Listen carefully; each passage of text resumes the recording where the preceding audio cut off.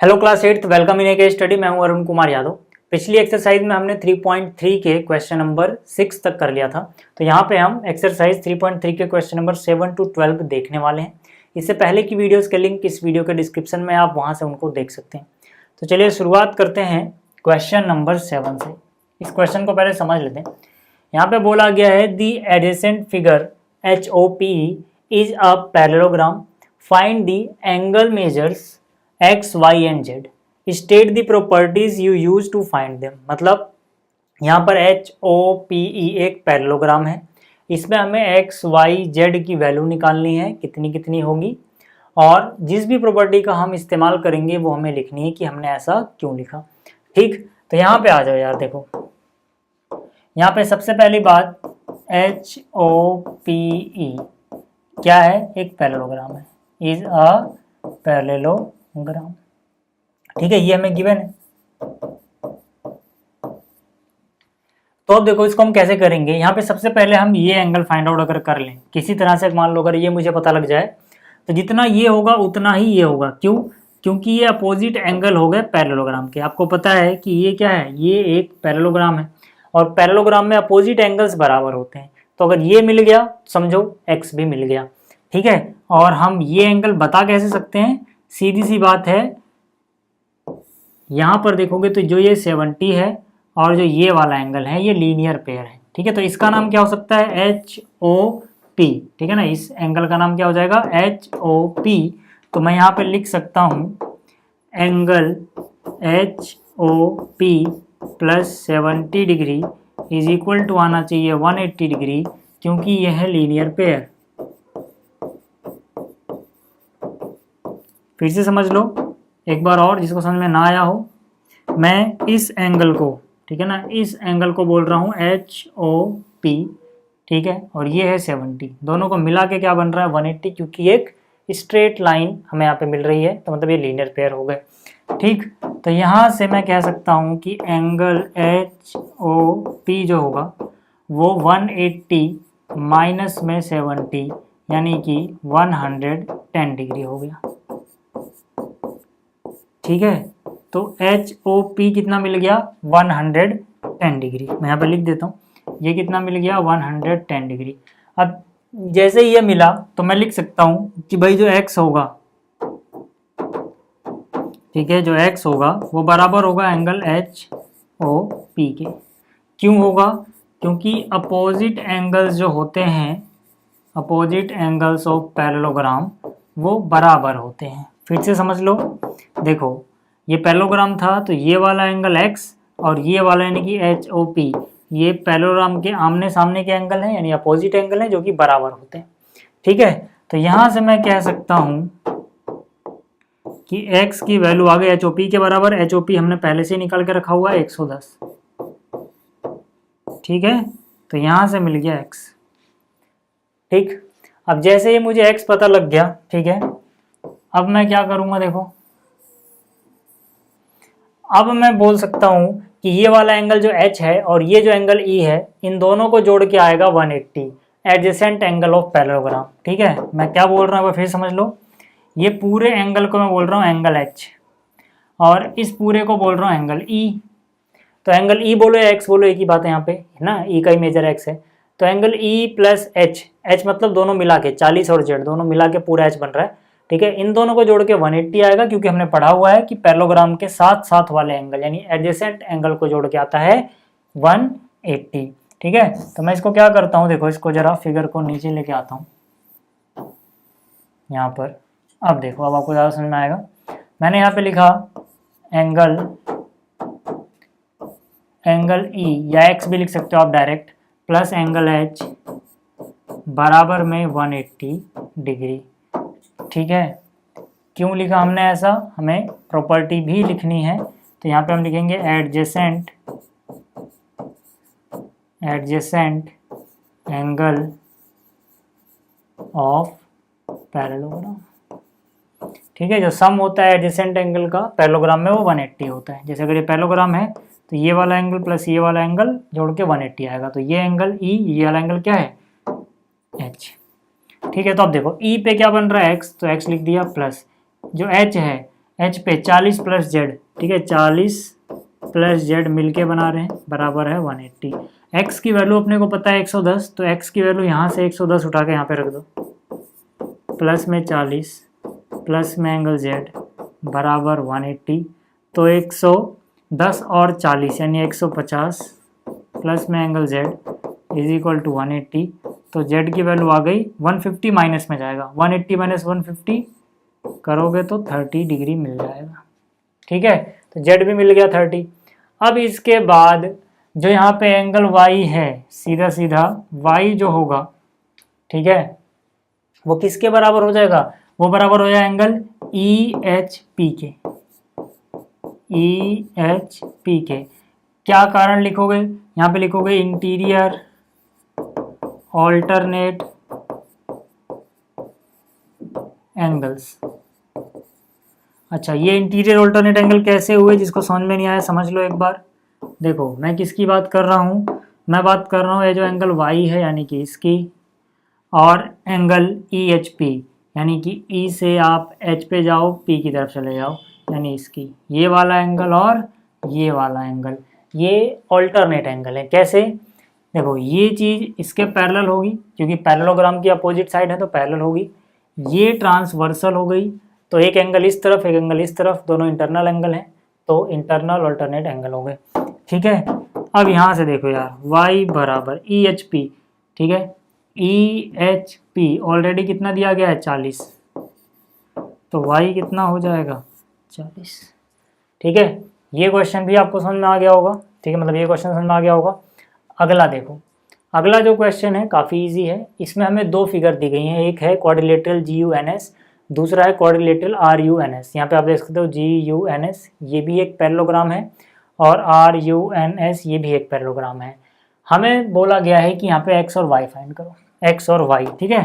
तो पहले दूसरे हिस्से को थोड़ा साइड कर देते हैं, पहले हिस्से पे फोकस करो।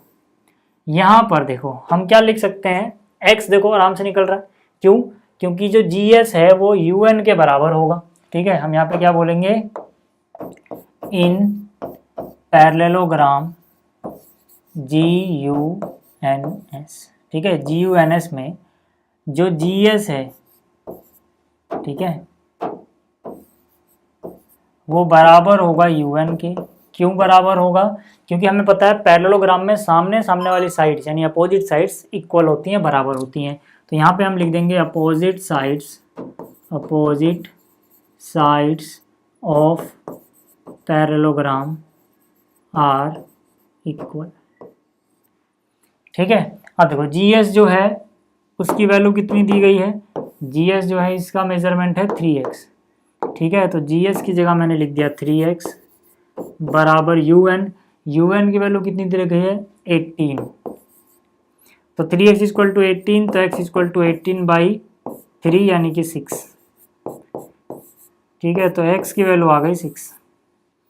अच्छा y कैसे निकालोगे, सेम उसी तरीके से जो GU है वो बराबर हो जाएगा SN के, ठीक है, इसी तरह से जो GU है वो बराबर हो जाएगा SN के, रीजन वही लिख लेना, अपोजिट साइड्स बराबर होती हैं। GU की वैल्यू आ गई 3y माइनस 1, SN की वैल्यू आ गई 26, तो यहाँ से 3y इज इक्वल टू हो गया -1 गया प्लस में 26 + 1 27, 3y 27 है तो y बराबर 27/3, 3 9 जा 27, ठीक है। तो ये हो गया इसका पहला हिस्सा। अब अगर मैं बात करूं इसके दूसरे हिस्से की, ठीक है, पहले हिस्से को हटा देते हैं। अब देखो दूसरे हिस्से की बात करते हैं। इसमें हम कैसे कर सकते हैं इस दूसरे हिस्से को, दूसरे हिस्से में सीधा सीधा आप लिख सकते हो x + y बराबर 16, ठीक है, और y + 7 = 20, ठीक है, x + y बराबर 16 और y + 7 = 20। कहाँ पे किया हमने ये, इन पैरेललोग्राम RUNS। अच्छा ऐसा क्यों लिखा उसको समझो जरा। आपको पता होना चाहिए कि जो पैरेललोग्राम होता है इसके जो डायगोनल होते हैं, पैरेललोग्राम के जो डायगोनल होते हैं वो एक दूसरे को बाइसेक्ट करते हैं, मतलब ये वाला टुकड़ा इस टुकड़े के बराबर होगा, ठीक है ना, ये टुकड़ा इस टुकड़े के, तो ये टुकड़ा कितना है x प्लस वाई, ये कितना है 16, यानी x प्लस वाई की वैल्यू भी 16 के ही बराबर होनी चाहिए। और इसी तरह से ये जो टुकड़ा होगा ये इसके बराबर होगा, मतलब ये है y प्लस 7, ये है 20, ये दोनों क्या होंगे, बराबर होंगे। इसको हम क्या लिखेंगे, ऐसा क्यों होता है, क्योंकि जो डायगोनल होते हैं पैरेललोग्राम के वो एक दूसरे को बाइसेक्ट करते हैं। तो यहाँ पे हम रीजन में लिखेंगे डायगोनल, ठीक है, diagonals of bisect each other, ठीक है। तो यहाँ से देखो इसको अगर हम सोल्व करें तो y प्लस 7 20 है, इसको इक्वेशन 1 बोल दिया, इसको 2 बोल दिया, ठीक है। तो y प्लस 7 20 है, तो यहाँ से y इज इक्वल टू कितना हो जाएगा 20 माइनस 7 यानी कि 13, y इज इक्वल टू 13 मिल गया। अब इक्वेशन 1 को उतार लो, x प्लस वाई बराबर 16 है, ठीक है ना, कहाँ से उतारा ये, फ्रॉम इक्वेशन 1। अब यहाँ से y की वैल्यू पुट कर दो, x प्लस y है, लेकिन y की वैल्यू कितनी है 13, तो y की जगह y ना लिख के 13 लिख दिया, तो यहाँ से x बराबर 13 माइनस में चला जाएगा, कितना बचेगा 3, तो x की वैल्यू कितनी आ गई 3 आ गई, ये भी हो गया, ठीक है। अगला क्वेश्चन देखो, अगला जो क्वेश्चन है इसमें क्या बोला गया है, in the above figure both RISK and CLUE are parallelograms, find the value of x, ठीक है। यहाँ पे RISK और CLUE दोनों ही पैरेललोग्राम है, हमें x की वैल्यू बतानी है। देखो इस फिगर को मैं थोड़ा सा बड़ा कर देता हूँ तो आपको ज़्यादा समझ में आएगा, हमें मतलब किससे है, मतलब मेनली इस फिगर से है। देखो ध्यान से देखना, इसमें जो यहाँ पर RISK है, R ये रहा, I ये रहा, SK ये एक पैरेललोग्राम है, ठीक है। दूसरी बात जो CLUE है ये भी एक पैरेललोग्राम है। हमें इस x की वैल्यू बतानी है, कैसे करेंगे, देखो यार मैंने क्या किया, मैंने यहाँ पर इसको बोल दिया मान लो चलो W, और ये जो एंगल है ना इसको बोल दिया Z, ठीक है। अच्छा ये क्यों कर रहा हूँ, क्योंकि W और Z आराम से निकाल सकते हैं, W और Z जैसे ही पता लगा उसकी मदद से हम x निकाल सकते हैं। कैसे, देखो मैंने यहाँ पर लिखा, ध्यान से देखना बहुत आसान क्वेश्चन है, मैंने लिखा इन पैरेललोग्राम RISK, ठीक है, दिख रहा है आपको RISK, ये पैरेललोग्राम में W plus 120 is equal to 180 degree, ठीक है। अच्छा सिर्फ S क्यों नहीं लिखा, क्योंकि S से कन्फ्यूजन होती है, S इधर भी है इधर वाला भी एंगल S है, इसलिए मैंने अलग से नाम दिया W, ठीक है। देखो RISK में ये जो 120 है, ये जो 120 है ये वाला एंगल और ये वाला एंगल, ठीक है, इस पैरेललोग्राम में ये एडजेसेंट एंगल है, एडजेसेंट एंगल को जोड़ के आना चाहिए 180, ठीक है। और यहाँ पे W क्वेश्चन में नहीं था, हमने खुद से माना है, तो हमें फिगर में लिख के दिखाना पड़ता है कि कहाँ पे है, ताकि टीचर को समझ में आए कि अच्छा इस चीज़ को W बोला जा रहा है, ठीक है।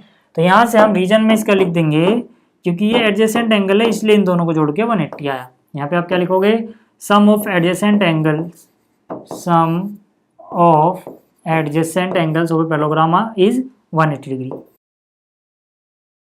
ठीक है। तो यहाँ से W कितना आ गया 180 माइनस में जाएगा 120, कितना बचेगा 60, है ना, 120 को माइनस में ले जाओगे, W की वैल्यू आ गई 60, लेकिन हमें W थोड़ी फाइंड आउट करना था, लेकिन W की मदद से हम x फाइंड आउट कर सकते हैं। कैसे, अभी बताऊंगा। W आ गया 60, अब आगे आ जाओ।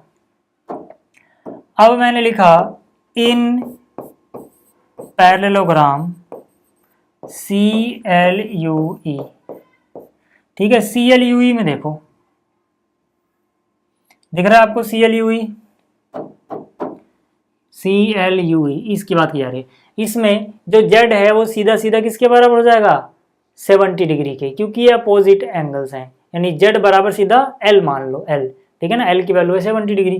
तो यहाँ से मैं कह सकता हूँ कि भाई जो Z है वो सीधा सीधा एंगल L के बराबर हो गया। L कितना दिया हुआ है 70 डिग्री, तो Z पता लग गया अपने को 70 डिग्री, ठीक है। देख लो जेड सीधा सीधा इसके। अच्छा, ऐसा क्यों हुआ कि ये दोनों बराबर हो गए जेड और L? Opposite angle of parallelogram, opposite angles of parallelogram. जिसको नहीं समझ में आया फिर से समझ लो।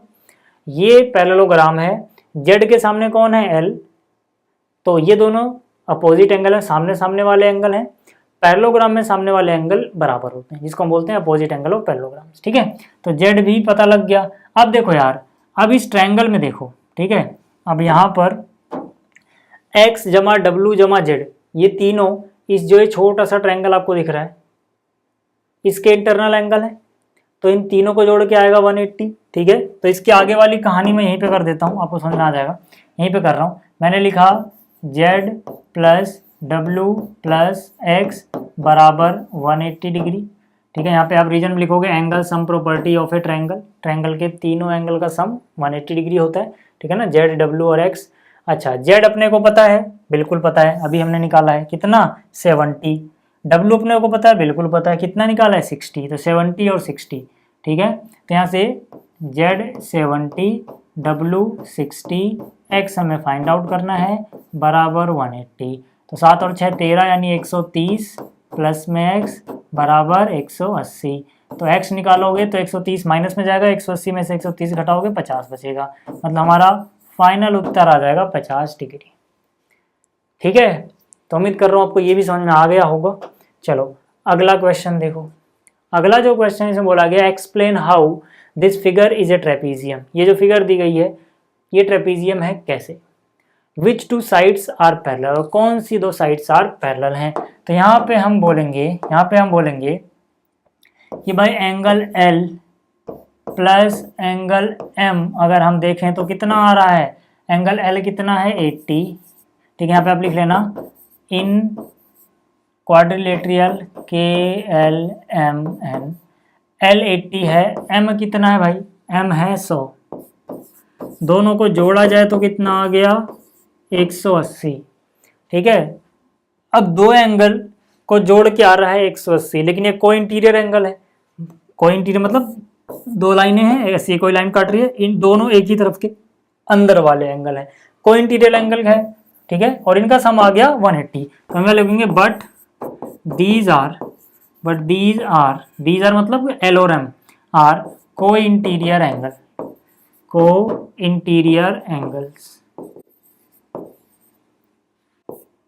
इसका मतलब क्या हुआ? इसका मतलब है KL पैरेलल रहा होगा NM के, KL पैरेलल रहा होगा NM के। इसका मतलब समझ लो, देखो अगर ये पहले से ही पैरेलल बताता तो हम डायरेक्ट बोल सकते हैं इन दोनों को जोड़ के 180 आएगा। इसी तरह से इसका उल्टा भी सही होता है, अगर को इंटीरियर एंगल का सम 180 हो, को इंटीरियर एंगल का सम 180 हो तो ये इसके पैरेलल ही होगा।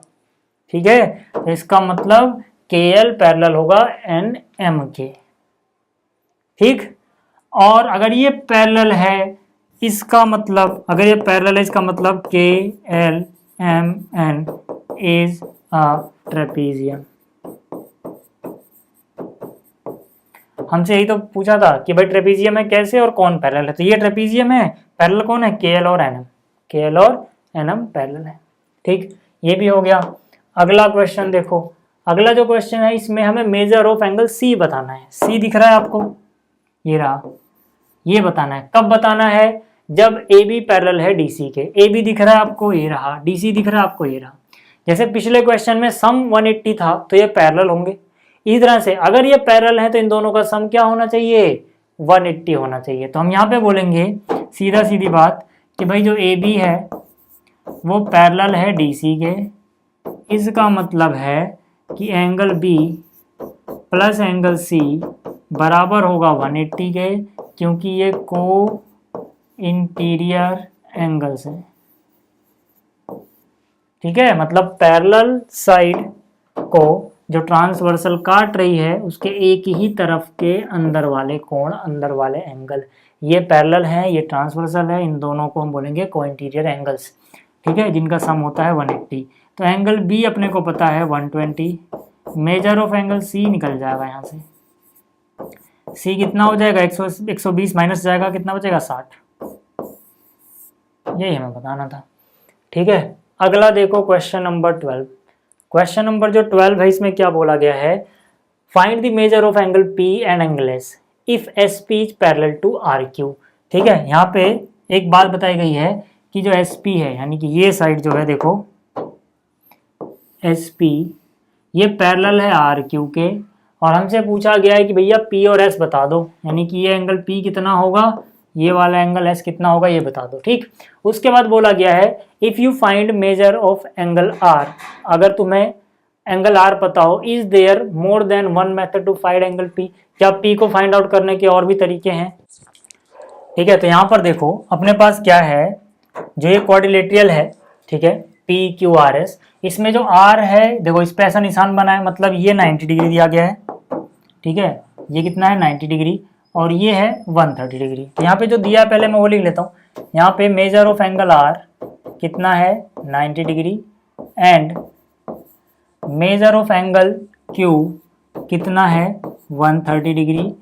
ठीक है, एंड एक और चीज़ हमें गिवन है, क्या गिवन है अपने को कि भाई जो SP है वो RQ के पैरेलल है, SP जो है वो पैरेलल है RQ के। ये सारी चीज़ें हमें गिवन है। ठीक है, अब देखो सबसे पहले हमें क्या करना है, P और S फाइंड आउट करना है। तो पहले S की बात करते हैं। ठीक है, मैंने यहाँ पे लिखा angle S plus angle R is equal to होगा 180 डिग्री। ठीक है, क्यों, क्योंकि ये को इंटीरियर एंगल हो गए। देखो ये इसके पैरेलल है तो ये वाला एंगल और ये वाला एंगल को इंटीरियर हो गए, है ना, ये ट्रांसवर्सल की तरह काम करेगा। तो यहाँ पे आप लिख सकते हो को इंटीरियर एंगल्स। ठीक, S अपने को नहीं पता, R पता है कितना 90, तो R की जगह आ गया 90 बराबर आ गया 180। तो एंगल S बराबर कितना हो जाएगा 180 माइनस 90। तो एंगल S कितना हो जाएगा 180 माइनस 90 यानी कि 90। ठीक है, तो S पता लग गया 90। अब देखो हमें क्या करना है कि जो एंगल P है, ठीक है ना, इसको फाइंड आउट करने के लिए क्या हमारे पास एक से ज़्यादा तरीके हैं। तो मेथड 1, ठीक है, यहाँ पे लिख रहा हूँ मैं मेथड 1 टू